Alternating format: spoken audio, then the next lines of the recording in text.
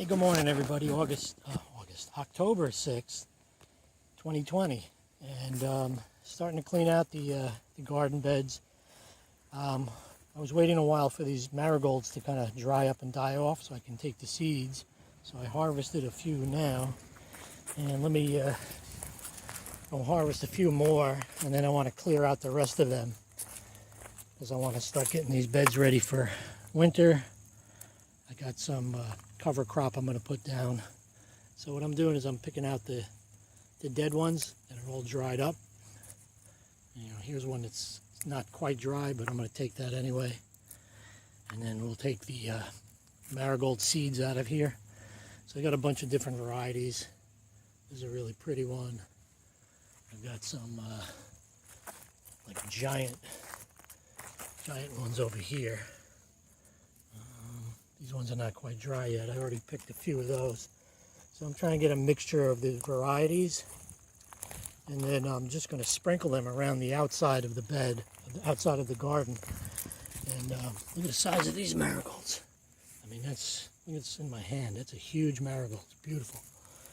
So, yeah, definitely want to save some of these seeds for next year. Like I said, I'm going to sprinkle them around the border.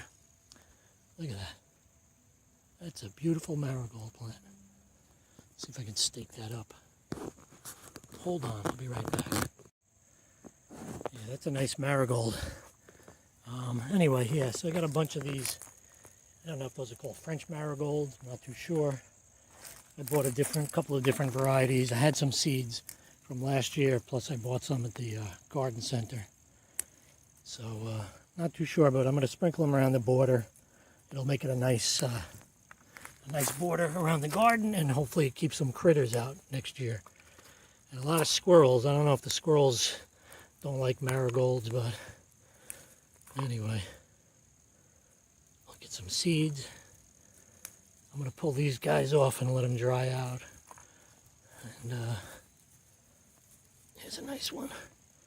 So anyway, I don't know if anybody's ever seen marigold seeds before, but they're inside this.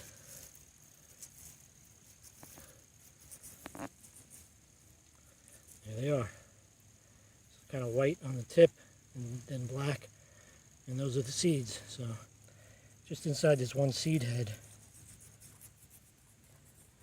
a lot of seeds, maybe 20, 30 seeds.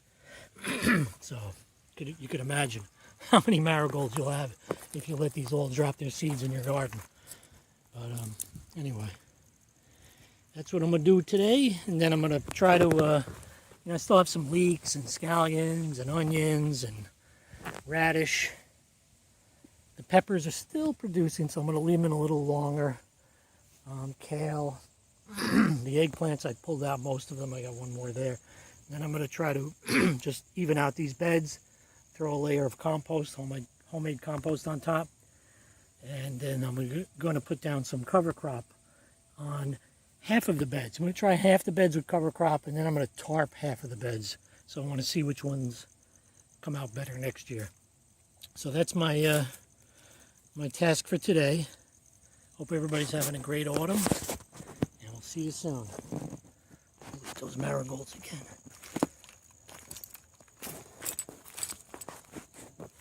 That's a beautiful flower. Look at that.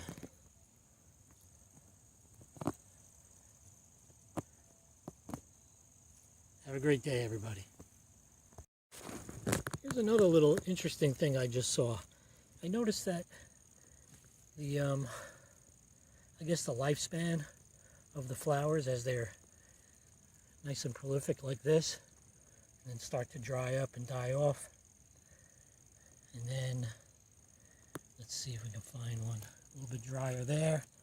And then this one is dried up.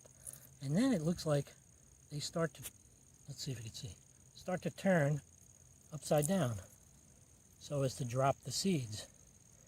Because the seeds, show you in the flower, the seeds in this flower are pointing up. So when the flower head kind of turns down, I guess as it dries out, the seeds just fall out and the plant can reproduce. So look at that. These heads are all turned upside down. And over here on this plant too. As they get really dried out, they turn upside down, or they turn towards the ground. Pretty interesting. So these are the ones I'm taking, the ones that are really dried out. So anyway, thought I might have found something out about marigolds that I didn't know. See ya.